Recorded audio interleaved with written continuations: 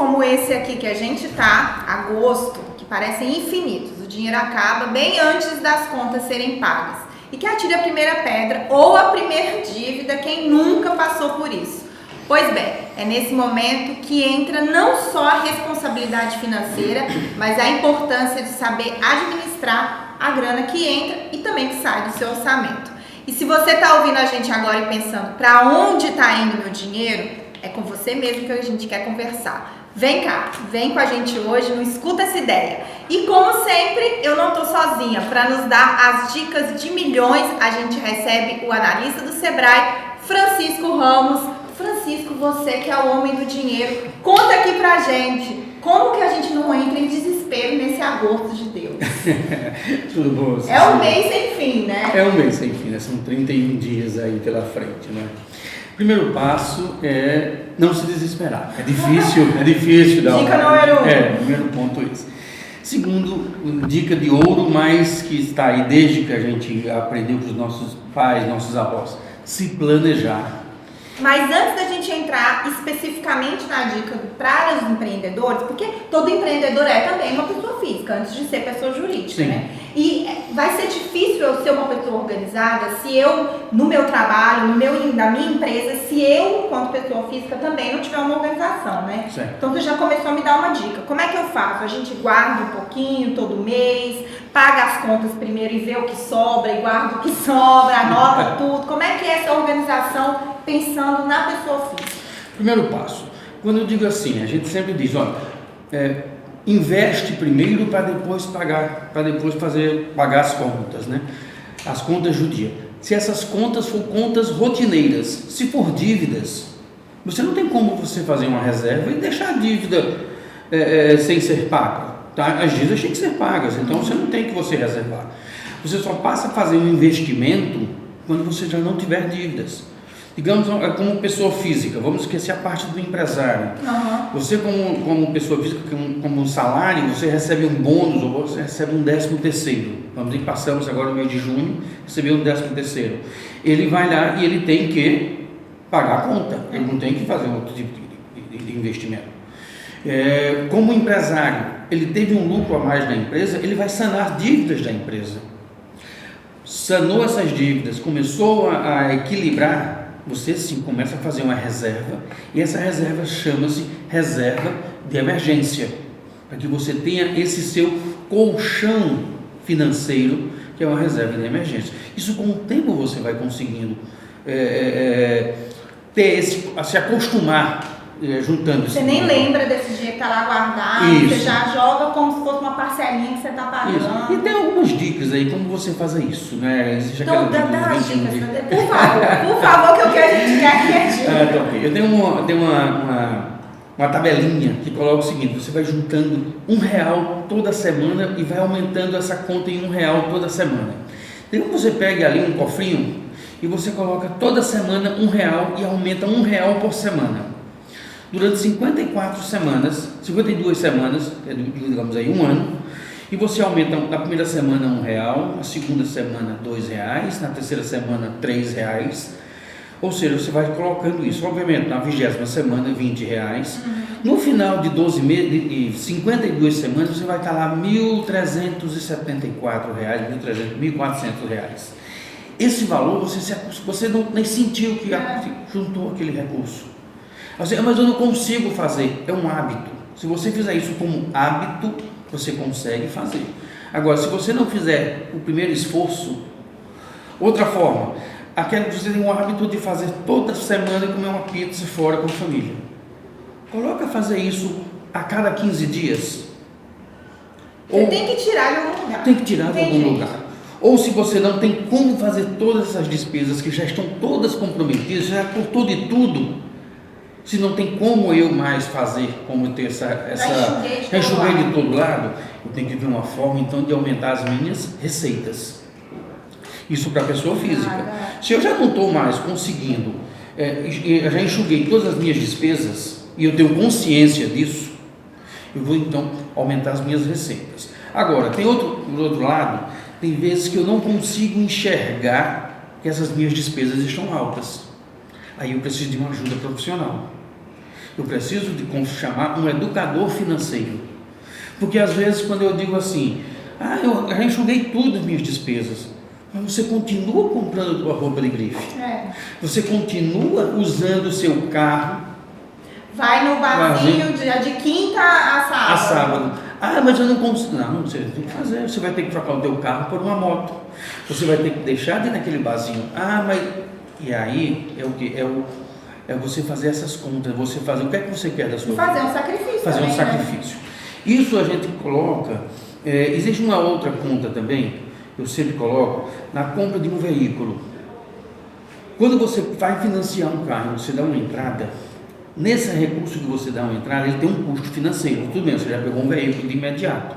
Mas se você provisionar um recurso, ou seja, você juntar aquele dinheiro, digamos 20 mil reais, que é dado de entrada, você aplicar, e você continuar poupando durante 2 anos e meio, você vai conseguir daqui a 2 anos e meio, com o que você vem aplicando, juntando, que seria o valor de uma parcela, mais o valor que você depositou de 20 mil, que você aplicou no mercado financeiro, você consegue comprar um carro mais barato, aliás, à vista. Só que daqui a 2 anos e meio, esse carro ele só depreciou 50% do período, porque se fosse aquele que você pegou 2 anos e meio atrás. Então, o seu valor do teu bem, ele está mais valorizado. Em compensação, o seu bem, você teve um patrimônio maior. Se você comprou ele, desvalorizou. Aí você diz, poxa, mas eu passei 2 anos a pé. Tudo bem. Por que as pessoas ganham mais dinheiro? Porque a gente está muito preocupado com o que os outros vão falar. Só mais um outro exemplo. Pode observar as pessoas que estão muito aí, mais bem de vida, se é assim que eu posso falar, vai olhar qual é a marca do celular que ele usa.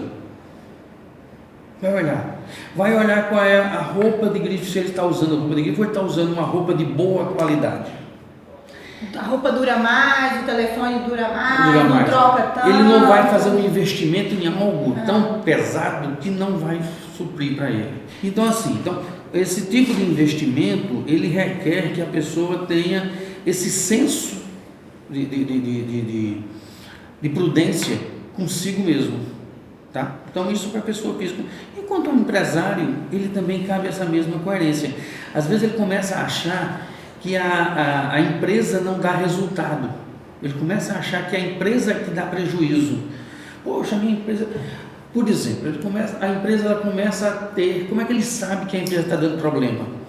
Ele começa a pagar contas de água e luz com atraso.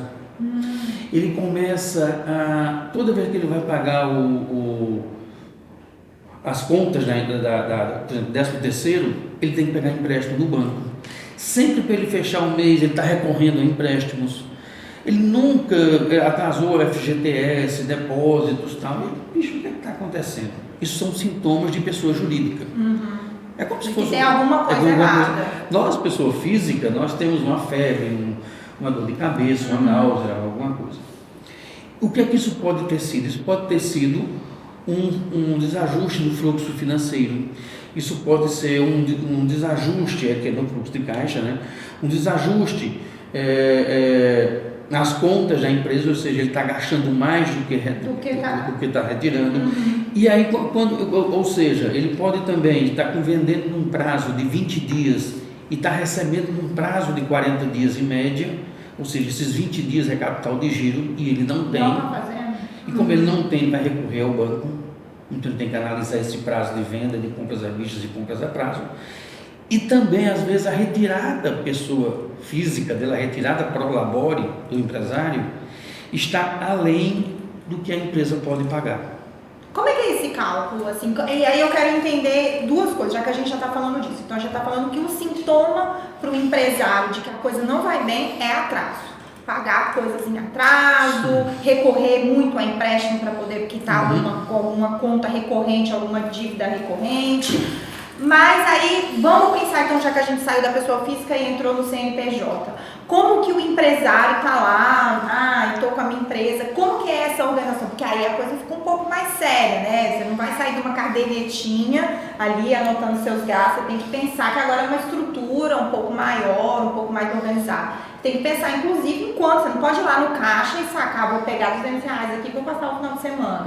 Você tem que fazer esse cálculo do seu lucro, do seu prolabore, do seu salário da empresa. Como é que se vira com isso uma pessoa que não é da área, busca ajuda, corre no Sebrae, pede socorro, como é que é? Tá, ok. Não existe uma fórmula mágica para isso, não existe uma fórmula. Existem dois pontos que devem ser levados em consideração. Digamos uma microempresa, uma empresa de pequeno porte, mas uma microempresa que tenha um faturamento de até R$360 mil ano. Ele coloca o seguinte: olha, eu tenho um faturamento aí em torno de R$30 mil por mês. Via de regra, não quero dizer isso aqui que vai para todo mundo. Em média, para um comércio, ele tem que tirar no máximo, 8 a 10% do que ele vende bruto. Porém, isso depende de comércio para comércio, atividade para atividade. Porém, ele deve analisar também quanto que ele pagaria para uma pessoa trabalhar naquela empresa que ele faz, para poder ele fazer o que ele faz, quanto é que ele pagaria para ele. Então ele começa a ter esse parâmetro. E o meu lucro quanto empresário, ele já falou, o lucro é a sobra da empresa lá. Qual? É o resultado. Capital de giro ou vai para uma aplicação? É o lucro da empresa. O lucro, que são o resultado líquido. Na hora que ele precisa, não tem. Na hora que ele precisa, não tem. Então o que sobra não é dele, aquele é da pessoa jurídica. O dele tem que ser o prolabore. Então separar a conta também, tudo isso começa dessa organização. Começa dessa organização, controle financeiro. Você não vai pagar suas contas, sua conta de luz com algum dinheiro da empresa? Não, isso tem que ser separado. Você tem que fazer essa discriminação quando você fazer esse controle financeiro lá. Isso num DRE, que é um demonstrativo de resultado do exercício. Olha aí. Nesse detalhamento, aí como é que eu não estou tirando? Aí você pergunta ao empresário: quanto é que você está tirando do teu prolabore aqui na empresa? Aí eu não tiro nada. Aí você começa a perguntar: você tem quantos filhos? Eu tenho 2. Estão estudando aonde? Estão fazendo faculdade pública? Não, particular. Esse teu carro é financiado? Esse carro é da empresa ou é seu? Não, esse carro é meu. Ah, você tem o quê? Eu tenho uma chácara lá na beira do Araguaia. Eu tenho isso. Ué, você me disse que você está tirando aqui R$20 mil. E você não está dizendo que não tira nada? Como é que você está pagando tudo isso? Você tem outra renda além disso da empresa? Não tenho. É óbvio, a empresa não dá conta, a empresa não suporta esse custo que você tem. Então, às vezes, o que está quebrando a empresa não é a empresa, é a pessoa física do proprietário. Que não consegue administrar. Então, ele tem que, primeiramente, ter uma educação financeira da pessoa física dele, para depois ele pensar isso, como é que eu vou ajustar a empresa. O que é que ele pensa? Primeiramente, e infelizmente, vou demitir. Aí ele pensa em demitir e ter a força de trabalho, que é a força de venda. Aí, vou economizar se eu demitir, né? Aí quando eu demito bons vendedores, as minhas vendas tendem a cair, ter reflexo. Vamos pensar agora, então, já que a gente falou do cenário negativo, vamos pensar no cenário positivo. Imagina um empresário que está ali, começou a ganhar mais dinheiro, o negócio está dando certo, e aí de repente ele vai contratar mais funcionário, vai ter um sócio. Então, assim, numa situação, a gente fala, quero ganhar mais dinheiro. Ganhar mais dinheiro requer mais responsabilidade, requer você administrar, as coisas ficam mais complexas, né? Isso. Como você controlar esse dinheiro quando você tem essa mudança? Tá entrando mais, contratei mais funcionário. Então, assim, parece uma situação boa, mas também pode ser um momento que o empresário fica perdido. Em pesquisa do que o Sebrae tem feito, isso já há alguns anos, infelizmente, a maioria das microempresas, elas quebram no crescimento. Olha isso. Elas quebram no crescimento. Porque até quando ele tem uma só empresa, uma única empresa, ele consegue controlar. Ele está vendo ali o caixa, ele está vendo, mesmo que ela cresceu fisicamente, assim, ele é o maior por metro quadrado, mas ele consegue estar dentro da empresa, ele consegue ver como é que ela está, a compra, a venda, o depósito, alguma forma ali, os controles. Quando ela começa a ter, por exemplo, uma filial, ele começa a ampliar a sua empresa, ele começa a perder esse controle, porque ele não sabe como é que está o caixa, ele não sabe como é que está a venda, como é que está o atendimento, como é que está o departamento de compras. Então ele começa a perder esse controle, começa a não querer departamentalizar, ou ele quer fazer tudo, e quem termina fazendo tudo não faz nada. Então aí vem a parte que é dos controles de fato financeiros e gerenciais. Essa parte é onde tem que, controles não foram feitos apenas para você anotar e deixar para lá, tem que você analisar os indicadores. Eu sempre digo para os empresários, os clientes que eu atendo, se você fizer os seus controles e você não tomar decisão com base nos indicadores, não faça controle nenhum, você está perdendo tempo. Você está perdendo tempo. Vai no feeling mesmo, que talvez você tenha mais sucesso, porque você está perdendo tempo em alimentar um sistema. Então, o primeiro passo, você passe a analisar os indicadores para você tomar decisões, tanto nos indicadores técnicos, como também no feeling, isso é importante. O empresário tem. Tem, sim, isso aí jamais eu vou tirar essa capacidade intuitiva dele. Agora, é nesse ponto aí que ele tem que se preparar. Eu sempre faço uma analogia com um pescador. Quando ele está ali no Rio Araguaia, que ele vai pescar com um pau só, uma canoa de um pau só, depois ele comprou um barquinho, depois ele comprou um barquinho com uma rabetinha, depois foi para uma voadeira, ele já teve que ter uma pessoa para o motor, outro para jogar a rede, depois foi para um barco maior, quando ele tinha que ter uma pessoa no motor, três pessoas, ou seja, e aí teve um momento em que ele, naquele barco, ele apenas administrava o barco. Então é dessa forma que o empresário tem que ser. E não ser aquele que vai para cima do caminhão para descarregar, que vai para o caixa para atender. E às vezes o empresário ele quer ficar somente no caixa. E ele esquece que no depósito também é dinheiro.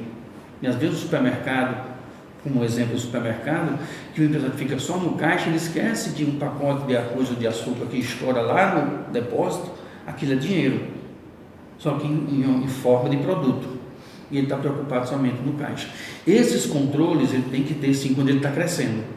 E isso é essa forma de controle que muda, ajuda na gestão e muda a forma que ele vai crescendo. Ele não pode pensar daquela forma quando ele era pequeno, da forma quando ele era pequenininho. Como que o Sebrae ajuda o empreendedor nesse sentido? Nesse sentido, nós temos as nossas consultoras, nós temos nosso atendimento através presenciais e através de forma de atendimento online. Nós temos as nossas consultorias, que tanto essas orientações elas podem ser presenciais ou online, ou híbridas, as consultorias híbridas, ou seja, nós podemos fazer as consultorias, estamos com consultorias gratuitas, mas atualmente elas já foram todas executadas, mas estão na consultoria praticamente gratuitas, com 50%, 60%, até 70% de desconto. E atendimentos e orientações técnicas nossas gratuitas através dos nossos 9 escritórios que nós temos espalhados aqui no Tocantins. Isso para o pequeno até o grande empresário? Não, nós atendemos o candidato a empresário, o MEI, a microempresa e a empresa de pequeno porte. O médio grande, ele não é o nosso público. Não é o foco. Mas então já é uma parcela boa, já ajuda bem ali todo mundo. Aqui no estado, 99% das empresas do estado é público do Sebrae. Vão estar atendidas. Então é isso, gente. Ó, tá aí várias dicas. Eu mesma vou dar, porque além de pessoa física, sou pessoa jurídica, então preciso ter tudo isso em mente. Eu tenho certeza que quem acompanhou essa conversa, todas essas dicas, vai sair daqui pronto para começar a organizar a sua vida financeira. Pelo menos começar, né, Francisco? Isso é verdade. Sempre dar o primeiro passo é importantíssimo. Para uma grande jornada, sempre tem que ter o primeiro passo. Obrigada pelo seu tempo aqui com a gente. Novamente, empreendedor, agora é colocar tudo em prática e terminar o mês no azul. Obrigada. Ok, por nada, e sempre à disposição. Obrigado pelo convite. Obrigada a todo mundo que nos ouviu ou nos assistiu até aqui. A gente tem muito assunto importante, sério pela frente, mas claro, sempre conversado de forma leve, como vocês veem aqui. Continuem nos acompanhando nas nossas redes sociais e no nosso canal no YouTube, em todos os streamings. Até o próximo programa. Tchau!